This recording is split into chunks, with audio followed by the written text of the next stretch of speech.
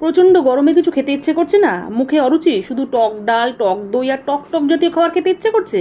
তাহলে কাঁচা আমের এই ভর্তা রেসিপিটা দেখুন না, আর বাড়িতে বানান। গরম ভাত বলুন, পান্তা ভাত বলুন, সব কিছুর সাথেই ভালো লাগবে আর মুখে রুচিও আসবে। আমি তো বানানোর পর একটু আঙুলে করেই চেখে দেখেছি। আহ, দারুণ! এই রেসিপির জন্য বেশি না, একটা মাত্র কাঁচা আম নিয়ে তার খোসা ছাড়িয়ে কুচি করে কেটে নিন। এই ফাঁকে একটা ছোট্ট মশলা বানিয়ে নিন। প্যানে সামান্য তেল দিয়ে একটা শুকনো লঙ্কা, সামান্য মেথি, ধনে আর কালো সর্ষেকে ভেজে নিয়ে খুব ভালোভাবে বেটে নিন। হলো, এবার ঘূর্ণি মেশিনে কুচনো আমের সাথে একটা কাঁচা লঙ্কা নিয়ে খুব ভালোভাবে বেটে পেস্ট বানিয়ে নিন। বাস। এবার প্যানে সামান্য তেল দিয়ে, তেল গরম হলে একটা শুকনো লঙ্কা আর কালো সর্ষে ফোড়ন দিয়ে, থেতো করা 2-1 কোয়া রসুন দিয়ে ব্লেন্ড করা আম দিয়ে দিন।